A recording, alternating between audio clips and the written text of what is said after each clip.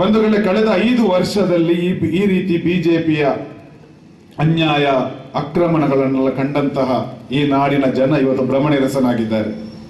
ಬಹುಶಃ ಬಿಜೆಪಿಯವರು ಅದೆಷ್ಟೋ ಮನೆಗಳಿಗೆ ಹೋಗುದಿಲ್ಲ. ಇವತ್ತು ಬಿಜೆಪಿಯಲ್ಲಿ ನಿಲ್ಲಿಕ್ಕೆ ಅಭ್ಯರ್ಥಿಗಳಿಲ್ಲದೆ ಮುಂಬೈಯಿಂದ ಜನ ತಂದು ಇಲ್ಲಿ ನಿಲ್ಲಿಸುವಂತಹ ಒಂದು ಪರಿಸ್ಥಿತಿ ಕೂಡ ಉದ್ಭವ ಆಗಿದೆ. ಬಹುಶಃ ಇವತ್ತು ಬಹಳಷ್ಟು ಕಡೆಗಳಲ್ಲಿ ಇವತ್ತು ಜನ ಕಾಯ್ತಾ ಇದ್ದಾರೆ ಬಿಜೆಪಿಯವರು ಒಮ್ಮೆ ಕೈಗೆ ಸಿಗಬೇಕು ಅಂತ ಹೇಳಿಕೊಂಡು. ಹಾಗೆ ಕಾಯ್ತಾ ಇರುವಂತಹ ಸಂದರ್ಭದಲ್ಲಿ ಬಹಳಷ್ಟು ಕಡೆ ಬಿಜೆಪಿಯ ಪ್ರಚಾರ ಕಾರ್ಯ ನಡೆಸ್ತಾ ಇಲ್ಲ. ಯಾಕೆಂದ್ರೆ ಹೋದ್ರೆ ಬೇರೆನ ಎಡವಟ್ಟಿ ಮಾಡ್ಕೊಳ್ಬೇಕಾದಂತಹ ಒಂದು ಪರಿಸ್ಥಿತಿ ಇದೆ ಇವತ್ತು. ಬಹುಶಃ ಬಂಧುಗಳು, ಈ ರೀತಿಯ ಒಂದು ಪರಿಸ್ಥಿತಿಯಲ್ಲಿ ನಾವು ಈ ಒಂದು ಬಿಜೆಪಿಗೆ ಪರ್ಯಾಯವಾಗಿ ಈಗ ಏನ್ ಮಾಡಬೇಕು? ಕಾಂಗ್ರೆಸ್ ಪಕ್ಷಕ್ಕೆ ಮತ ಹಾಕಬೇಕಾ? ಇವತ್ತು ಕಾಂಗ್ರೆಸ್ ಪಕ್ಷ ಲೋಬೋರ್ ಅವರನ್ನು ಇಲ್ಲಿ ಅಭ್ಯರ್ಥಿ ಅಂತ ಹೇಳಿ ಘೋಷಣೆ ಮಾಡಿದೆ. ಲೋಬೋರ್ ಅವರು ಪರಮ ಭ್ರಷ್ಟ ಅಂತ ಹೇಳುವುದಕ್ಕೆ ನಮ್ಮಲ್ಲಿ ಬಹಳಷ್ಟು ದಾಖಲೆಗಳಿವೆ. ಒಂದು ವಿಚಾರ ಹೇಳ್ತೇನೆ ನಾನು, ಏನಂತ ಹೇಳಿದ್ರೆ, ಸನ್ಮಾನ್ಯ ಜನಾರ್ದನ ಪೂಜಾರಿ ಅವರು, ನನಗೆ ಅವರ ಬಗ್ಗೆ ಬಹಳ ಗೌರವ ಇದೆ. ಯಾಕೆಂತ ಹೇಳಿದ್ರೆ ಒಬ್ಬ ಹಿಂದುಳಿದ ವರ್ಗದ ನೇತಾರರು, ಹಿಂದುಳಿದ ವರ್ಗದ ಒಬ್ಬರು ನೇತಾರರು ರಾಷ್ಟ್ರ ಮಟ್ಟದಲ್ಲಿ ಸ್ಥಾನವನ್ನು ಅಲಂಕರಿಸ್ತಾರೆ ಅಂತ ಹೇಳಿದ್ರೆ ಬಹುಶಃ ನನ್ನಂತಹ ಮುಸ್ಲಿಂ ಬಾಂಧವರಿಗೆ ಬಹಳ ಹೆಮ್ಮೆಯ ವಿಚಾರ ಅದು. ಅವರಲ್ಲಿ ಯಾವಾಗಲೂ ಅವರು ಏನ್ ಮಾಡ್ತಾರೆ ಅಂತ ಹೇಳಿದ್ರೆ ನ್ಯಾಯ, ನೀತಿ, ಭ್ರಷ್ಟಾಚಾರದ ವಿರುದ್ಧವಾಗಿ ಭಾಷಣ ಮಾಡ್ತಾರೆ. ಲೋಬೋರ್ ಅವರು ಪ್ರಾಮಾಣಿಕ ಅಭ್ಯರ್ಥಿ, ಭ್ರಷ್ಟಾಚಾರಿ ಅಲ್ಲ ಅಂತ ಹೇಳಿ ನಮ್ಮ ಕುದ್ರೋಳಿ ದೇವಸ್ಥಾನದಲ್ಲಿ ಬಂದು ಪ್ರಮಾಣ ಮಾಡಲಿ ಅವರು. ನಾನು ಪಂತು ಆಹ್ವಾನ ಕೊಡ್ತಾ ಇದ್ದೇನೆ ಅವರಿಗೆ. ಯಾಕೆಂತ ಹೇಳಿದ್ರೆ ಈ 150 ವರ್ಷಗಳ ಇತಿಹಾಸ ಇರುವಂತಹ ಈ ರಾಜಕೀಯ ಪಕ್ಷಗಳಿಗೆ ಈ ಭ್ರಷ್ಟಾಚಾರಿಗಳು ಸಿಗುವುದಾ ಅಂತ ಹೇಳುವಂತ ಪ್ರಶ್ನೆ ನಮ್ದು. ಬಹುಶಃ ಜಲೀಲ್ ಕೃಷ್ಣಾಪುರ ನಿಮ್ಮ ಮುಂದಿದ್ದಾರೆ. ಇವತ್ತು ಜಲೀಲ್ ಕೃಷ್ಣಾಪುರ್ ಅವರು ಕಳೆದ 2 ವರ್ಷಗಳಲ್ಲಿ ಸೋಷಿಯಲ್ ಡೆಮಾಕ್ರೆಟಿಕ್ ಪಾರ್ಟಿ ಆಫ್ ಇಂಡಿಯಾದ ಜಿಲ್ಲಾಧ್ಯಕ್ಷ ಸ್ಥಾನವನ್ನು ಅಲಂಕರಿಸಿಕೊಂಡು ಈ ನಾಡಿನಾದ್ಯಂತ ಓಡಾಡಿದವರು. ಅದು ದಲಿತರ ಸಮಸ್ಯೆಗಳಿರಲಿ, ಹಿಂದುಳಿದ ವರ್ಗದ ಸಮಸ್ಯೆಗಳಿರಲಿ, ಬಹುಶಃ ಒಂದು ದಿವಸ ಏನಾದ್ರೂ ಒಂದು ಪಂಚಾಯತಿಗೆ ಅಥವಾ ಏನಾದ್ರೂ ಜನರಿಗೆ ಸಾಂತ್ವನ ಹೇಳುವಂತಹ ಒಂದು ಸುಸಂದರ್ಭವನ್ನು ಖಂಡಿತವಾಗಿ ತಪ್ಪಿಸಿದವರಲ್ಲವರು. ಬಹುಶಃ ಇಂತಹ ಒಬ್ಬ ಸುಸಂಸ್ಕೃತ ಅಭ್ಯರ್ಥಿ ನಿಮ್ಮ ಮುಂದೆ ನಿಂತಿದ್ದಾರೆ.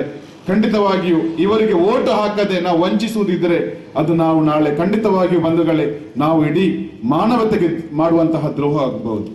ಆದ್ರಿಂದ ನಮ್ಮ ಮುಂದೆ ಒಂದು ಅತ್ಯುತ್ತಮವಾದಂತಹ ಆಯ್ಕೆ ಇವತ್ತು ಇರುವುದು social democratic party of India. ಯಾಕೆ ಹೇಳ್ತಾ ಇದ್ದೇನೆ ಅಂತ ಹೇಳಿದ್ರೆ, ಕಾಂಗ್ರೆಸ್ ಪಕ್ಷ 5 ವರ್ಷಗಳ ಮೊದಲು ಏನು ಮಾಡಿತ್ತು? ಮುಸ್ಲಿಂ ಬಂಧುಗಳಿಗೆ ಕಾಂಗ್ರೆಸ್ ಪಕ್ಷ ಏನು ಮಾಡಿದೆ? ಇವತ್ತು ಮಾರ್ಗರೆಟ್ ಆಳ್ವ ಕಾರವಾರದಲ್ಲಿ MP ಆಗಿದ್ರು, ಸೋತು ಹೋದ್ರು ಕಾರವಾರದಲ್ಲಿ. ಅವರನ್ನು ತ್ರಿಪುರದ ಸಿಕ್ಕಿಂನ ರಾಜ್ಯಪಾಲೆಯನ್ನಾಗಿ ಮಾಡಿತ್ತು ನಮ್ಮ ಕೇಂದ್ರ ಸರ್ಕಾರ, ಕಾಂಗ್ರೆಸ್ ಸರ್ಕಾರ. ನಮ್ಮ SP ಸಾಂಗ್ಲಿಯಾನರವರು ಬಿಜೆಪಿಯಲ್ಲಿದ್ರು. ಬಿಜೆಪಿಯಿಂದ ಕಾಂಗ್ರೆಸ್ಸಿಗೆ ಬಂದು ಜಾಫರ್ ಶರೀಫ್ ರವರ ಸೀಟನ್ನು ಕೇಳಿದ್ರು. ಜಾಫರ್ ಶರೀಫಿಗೆ ಸೀಟ್ ಕೊಡಬೇಕಾಗಿತ್ತು, ಅದನ್ನು ಬಿಟ್ಟು ಸಾಂಗ್ಲಿಯಾನ್ ರವರಿಗೆ ಕೊಟ್ಟರು. ಸಾಂಗ್ಲಿಯಾನ ಸೋತ್ರು. ಅವರನ್ನು ರಾಷ್ಟ್ರೀಯ ಅಲ್ಪಸಂಖ್ಯಾತರ ಆಯೋಗದ ಉಪಾಧ್ಯಕ್ಷರನ್ನಾಗಿ ಮಾಡಿತ್ತು ನಮ್ಮ ಕಾಂಗ್ರೆಸ್ ಸರ್ಕಾರ. ಆ ನಂತರ ನಮ್ಮ SM ಕೃಷ್ಣರವರು ಬಾಬಾ ಬುಡನ್ಗಿರಿಯಲ್ಲಿ ತೊಗಾಡಿಯರನ್ನು ಕರ್ಕೊಂಡು ಹೋಗಿ ಭಾಷಣ ಮಾಡಿಸಿ ಪ್ರಗತಿಪರರನ್ನು ಜೈಲಿಗೆ ತಳ್ಳಿದವರು. ಪೇಜಾವರ ಸ್ವಾಮಿಗಳು ಅಂತ ಹೇಳಿದ್ರೆ ಬಹಳ ಪ್ರೀತಿಯವರಿಗೆ. ಅಂತಹ SM ಕೃಷ್ಣರವರು ಕಾಂಗ್ರೆಸ್ ಪಕ್ಷವನ್ನು ನೆಲಸಮ ಮಾಡಿದ್ರು. ಅವರನ್ನು ನಮ್ಮ ಸರ್ಕಾರ ಮಹಾರಾಷ್ಟ್ರದ ರಾಜ್ಯಪಾಲರನ್ನಾಗಿ ಮಾಡಿತ್ತು.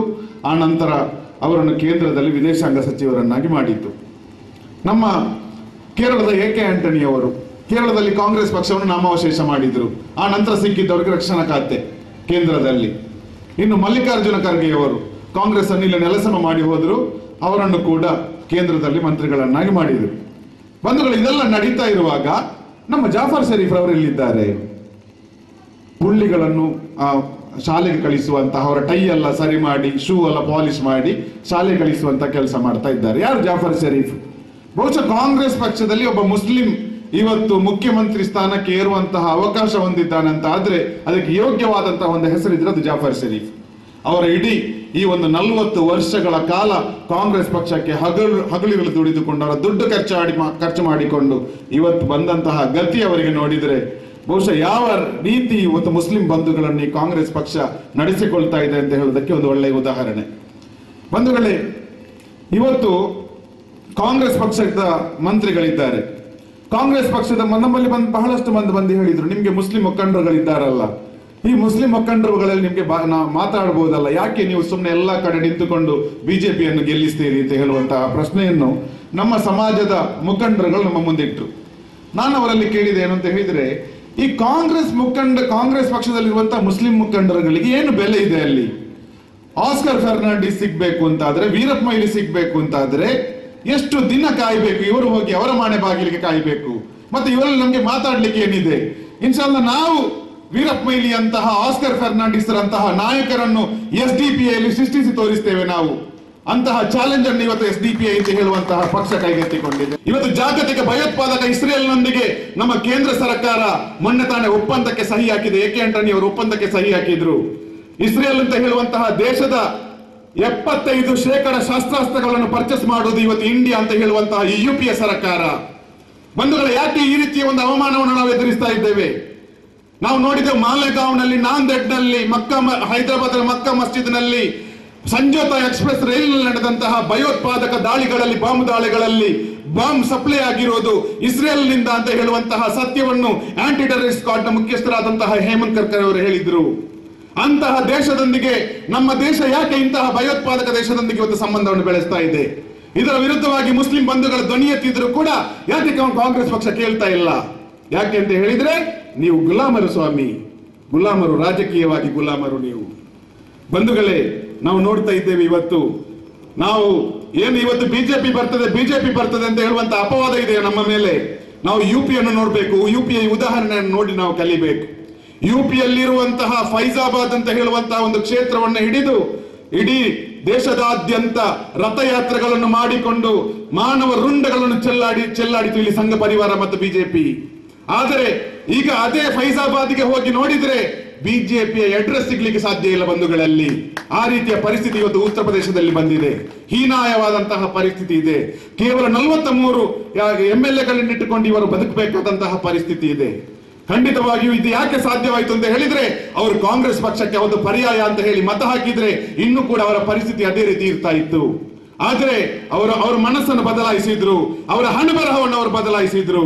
ಅಲ್ಲಿ ಇವತ್ತು ಬಿಜೆಪಿಯ ನಿರ್ನಾಮವಾಗಲಿಕ್ಕೆ ಸಾಧ್ಯವಾಗಿರುವುದಿದ್ರೆ ಖಂಡಿತವಾಗಿಯೂ ಬಂಧುಗಳೇ, ನೀವು SDPIಗೆ ಮತ ಹಾಕ್ತೀರಿ ಅಂತ ಆದ್ರೆ ಇನ್ಶಾ ಅಲ್ಲಾ 10 ವರ್ಷಗಳಲ್ಲಿ ಬಿಜೆಪಿಯನ್ನು ಅರಬ್ಬಿ ಸಮುದ್ರದಲ್ಲಿ ಹುಡುಕುವಂತಹ ಪರಿಸ್ಥಿತಿಯನ್ನು social democratic party of India ನಿರ್ಮಾಣ ಮಾಡ್ತದೆ. ಬಂಧುಗಳು, ಈ ಕಾರಣಕ್ಕಾಗಿ ಇವತ್ತು ನೀವೆಲ್ಲರೂ SDPIಗೆ ಮತ ಹಾಕಬೇಕಾದಂತಹ ಅನಿವಾರ್ಯತೆ ಇದೆ. ಬಂಧುಗಳೇ, ಸಾಕು ಗುಲಾಮಗಿರಿಯ ಈ ಕರಾಳ ಕಾನೂನುಗಳನ್ನು ಹೇರಿಕೊಂಡು ಮುಸ್ಲಿಂ ಬಂಧುಗಳು ಮಾಲೆಗಾಂವ್ನಲ್ಲಿ ಬ್ಲಾಸ್ಟ್ ಆಯಿತು, ಮುಸ್ಲಿಮರನ್ನು ಬಂಧಿಸಿದ್ರು. ಹೈದರಾಬಾದ್ ಮಕ್ಕಾ ಮಸ್ಜಿದ್ನಲ್ಲಿ ಬ್ಲಾಸ್ಟ್ ಆಯಿತು, ಮುಸ್ಲಿಮರನ್ನು ಬಂಧಿಸಿದ್ರು. ಅಬ್ದುಲ್ ನಾಸರ್ ಮದನಿ ಅಂತ ಹೇಳುವಂತಹ ನಿರಪರಾಧಿ ಜೈಲುಗಳಲ್ಲಿ ಕೊಲೆಯುತ್ತಾ ಇದ್ದಾರೆ. ಯಾವ MLA ಇದ್ದಾರೆ ವಿಧಾನಸೌಧದಲ್ಲಿ ಮಾತಾಡ್ಲಿಕ್ಕೆ? ಯಾರಿದ್ದಾರೆ ಬಂಧುಗಳೇ? ಇನ್ಶಾ ಅಲ್ಲಾ ನಾವು ನಿರೀಕ್ಷಿಸ್ತಾ ಇದ್ದೇವೆ, ಮುಂದಿನ ವಿಧಾನಸಭೆಯಲ್ಲಿ ಸೋಷಿಯಲ್ ಡೆಮಾಕ್ರೆಟಿಕ್ ಪಾರ್ಟಿ ಆಫ್ ಇಂಡಿಯಾದ ಈ ನಾಡಿನ ದಲಿತ ಹಿಂದುಳಿದ ವರ್ಗದ ಮುಸ್ಲಿಂ ಬಂಧುಗಳ ಪ್ರತಿನಿಧಿಗಳು ಇನ್ಶಾ ಅಲ್ಲಾ ವಿಧಾನಸೌಧದಲ್ಲಿ ಇರ್ತಾರೆ. ಅಂತಹ ಪರಿಸ್ಥಿತಿ ನಾವು ನಿರ್ಮಾಣ ಮಾಡಬೇಕು ಅಂತ ಆದ್ರೆ ಖಂಡಿತವಾಗಿಯೂ ನಾವು ಹೋರಾಟಕ್ಕೆ ಅಣಿಯಾಗಬೇಕಾದಂತಹ ಅಗತ್ಯ ಇದೆ. ಈ ನಾಡಿನಲ್ಲಿ ನಮ್ಮಂತೆ ಶೋಷಣೆಗೊಳಗಾಗಿರುವಂತಹ ದಲಿತ ಹಿಂದುಳಿದ ವರ್ಗದ ಬಂಧುಗಳಿದ್ದಾರೆ. ಬಂಧುಗಳೇ, ಅವರನ್ನು ಕೂಡ ಸೇರಿಸಿಕೊಂಡು ನಾವು ಮುಂದೆ ಹೋಗ್ತೇವೆ ಅಂತ ಆದ್ರೆ ಇನ್ಶಾ ಅಲ್ಲಾ ಖಂಡಿತವಾಗಿಯೂ ಕೆಂಪುಕೋಟೆಯ ಮೇಲೆ ಒಬ್ಬ ಮುಸ್ಲಿಂ ಪ್ರಧಾನಿ ಧ್ವಜ ಹಾರಿಸುವಂತಹ ದಿನ ಬರ್ತದೆ ಅಂತ ಹೇಳುವುದನ್ನು ನೆನಪಿಟ್ಟುಕೊಳ್ಳಿ. ಅಂತಹ ಒಂದು ಬಲಿಷ್ಠವಾದಂತಹ ಒಂದು ಸಮುದಾಯ ಈ ಗುಲಾಮಗಿರಿಯ ಇವತ್ತು ಇಷ್ಟೆಲ್ಲ ಕಮಿಷನ್ಗಳು ಶಿಫಾರಸು ಮಾಡಿದ ನಂತರ ಕೂಡ 10% ಕೂಡ ಮೀಸಲಾತಿ ಕೊಡ್ಲಿಕ್ಕೆ ಸಾಧ್ಯವಾಗದಂತಹ ಈ ಸರ್ಕಾರಗಳಿಗೆ ಮುಸ್ಲಿಂ ಸಮುದಾಯದ ಮತ ಕೇಳುವಂತಹ ನೈತಿಕ ಹಕ್ಕಿಲ್ಲ ಅಂತ ಹೇಳುವುದನ್ನು ನಾವು ಮನಗಾಣಬೇಕು. ಬಂಧುಗಳೇ, ಇವತ್ತು ಖಂಡಿತವಾಗಿ ಕರ್ನಾಟಕದಲ್ಲಿ 36 ಸೀಟುಗಳಿವೆ. ಕೇವಲ ಮುಸ್ಲಿಮರ ಮತ ಹಾಕಿದ್ರೆ ಮಾತ್ರ ವಿನ್ ಆಗ್ಲಿಕ್ಕೆ ಸಾಧ್ಯವಿರುವಂತಹ ಸೀಟುಗಳು. ದಲಿತರು ಮತ್ತು ಮುಸ್ಲಿಮರು ಸೇರಿಕೊಂಡ್ರೆ 92 ಸೀಟುಗಳಿವೆ ಬಂಧುಗಳೇ. ಹಿಂದುಳಿದ ವರ್ಗದ ಬಂಧುಗಳು, ದಲಿತರು ಮತ್ತು ಮುಸ್ಲಿಮರು ಸೇರಿಕೊಂಡ್ರೆ 140 ಸೀಟುಗಳಿವೆ. ಈ ರಾಜ್ಯವನ್ನು ಆಳ್ಲಿಕ್ಕೆ ನಮ್ಮಿಂದ ಸಾಧ್ಯವಿದೆ ಅಂತ ಹೇಳುವಂತಹ ಸತ್ಯವನ್ನು ನಾವು ತಿಳಿದುಕೊಳ್ಳಬೇಕು. ಖಂಡಿತವಾಗಿಯೂ ಬಂಧುಗಳು, ಈ ನಿಟ್ಟಿನಲ್ಲಿ ನಾವೆಲ್ಲರೂ ಮುಂದಡಿಡೋಣ. ಈ ನಾಡಿನಿಂದ ಬರುವಂತಹ ಮೇ 5ರಂದು ನಡೆಯುವಂತಹ ಚುನಾವಣೆ ನಮ್ಮ ಹಣೆ ಬರಹವನ್ನು ಬದಲಾಯಿಸಲಿಕ್ಕಿರುವಂತಹ ಚುನಾವಣೆ. ಇನ್ನು ಭ್ರಷ್ಟರನ್ನು ಇಲ್ಲಿ ಪುನಃ ಚುನಾಯಿಸುವುದಕ್ಕೆ ಬದಲಾಗಿ ಬಿಜೆಪಿಯಿಂದ ಹೇಳುವಂತಹ ಗೊಮ್ಮನನ್ನು ತೋರಿಸಿಕೊಂಡು ಕರಾಳ ಕಾನೂನುಗಳನ್ನು ಹೇರುವಂತಹ ಅಧಿಕಾರಕ್ಕೇರಿದ ನಂತರ ನಮ್ಮ ಮತ ಪಡೆದು ಅಧಿಕಾರಕ್ಕೇರಿ ಕರಾಳ ಕಾನೂನುಗಳನ್ನು ಹೇರಿ ಇವತ್ತು ಭಯೋತ್ಪಾದಕ ದೇಶ ಇಸ್ರೇಲ್ನೊಂದಿಗೆ ಸಂಬಂಧ ಬೆಳೆಸುವಂತಹ ಈ ರಾಷ್ಟ್ರೀಯ ರಾಜಕೀಯ ಪಕ್ಷಗಳಿಗೆ ತಕ್ಕ ಪಾಠವನ್ನು ಕಲಿಸೋಣ ಬಂಧುಗಳೇ. ಈ ನಿಟ್ಟಿನಲ್ಲಿ ನಾವೆಲ್ಲರೂ ಇವತ್ತು ಕೈ ಜೋಡಿಸೋಣ. ದಲಿತ ಹಿಂದುಳಿದ ವರ್ಗದ ಬಂಧುಗಳ, ಮುಸ್ಲಿಂ ಬಂಧುಗಳು ಇವತ್ತು ಸೋಷಿಯಲ್ ಡೆಮಾಕ್ರೆಟಿಕ್ ಪಾರ್ಟಿ ಆಫ್ ಇಂಡಿಯಾಕ್ಕೆ ಸೇರುವಂತಹ ಒಂದು ವಿನೀತ ಪೂರ್ವವಾದಂತಹ ವಿದ್ಯಮಾನ ಇವತ್ತು ಸಂಭವಿಸ್ತಾ ಇದೆ. ಈಗಾಗಲೇ ಹನೀಫ್ ಖಾನ್ ರವರು ನಮ್ಮೊಂದಿಗೆ ಇದ್ದಾರೆ. ಅವರು ಕಳೆದ ವಾರ ಬೆಂಗಳೂರಿನಲ್ಲಿ ಈ ನಾಡಿನ ಖ್ಯಾತ ಸಾಹಿತಿಗಳಾದಂತಹ ದೇವನೂರು ಮಹಾದೇವರವರ ತಮ್ಮ ಶ್ರೀಮಾನ್ ಪುಟ್ನಂಜಯ್ಯನವರು, ಅವರು ನಿವೃತ್ತ ಅಧಿಕಾರಿ, ಸರ್ಕಾರಿ ಅಧಿಕಾರಿಗಳು ಕೂಡ ಹೌದು, ಅವರನ್ನು ಪಕ್ಷಕ್ಕೆ ಸೇರಿಸಿಕೊಂಡ್ರು SDPIಗೆ. ಬಂಧುಗಳೇ, ಬಹಳಷ್ಟು ಮಂದಿ ದಲಿತ ಬಂಧುಗಳು, ಹಿಂದುಳಿದ ವರ್ಗದ ಬಂಧುಗಳು, ಮುಸ್ಲಿಂ ಬಂಧುಗಳು ಇವತ್ತು SDPI ಯನ್ನು ಸೇರುವಂತಹ ಒಂದು ವಾತಾವರಣ ನಿರ್ಮಾಣ ಆಗ್ತಾ ಇದೆ. ಇನ್ಶಾ ಅಲ್ಲಾ ಖಂಡಿತವಾಗಿಯೂ ಇನ್ನು ಕೇವಲ 10 ವರ್ಷಗಳಲ್ಲಿ ನಮ್ಮ ಬೆಂಬಲ ಇಲ್ಲದೆ ಈ ರಾಜ್ಯವನ್ನು ಯಾರು ಕೂಡ ಆಳ್ಲಿಕ್ಕೆ ಸಾಧ್ಯವಿಲ್ಲ ಅಂತ ಹೇಳುವಂತಹ ಪರಿಸ್ಥಿತಿಯನ್ನು social democratic party of India ನಿರ್ಮಾಣ ಮಾಡ್ತಾ ಇದೆ ಅಂತ ಹೇಳುವಂತಹ ಮಾತುಗಳೊಂದಿಗೆ ನನ್ನ ಮಾತುಗಳಿಗೆ ವಿರಾಮ ಕೊಡ್ತಾ ಇದ್ದೇನೆ.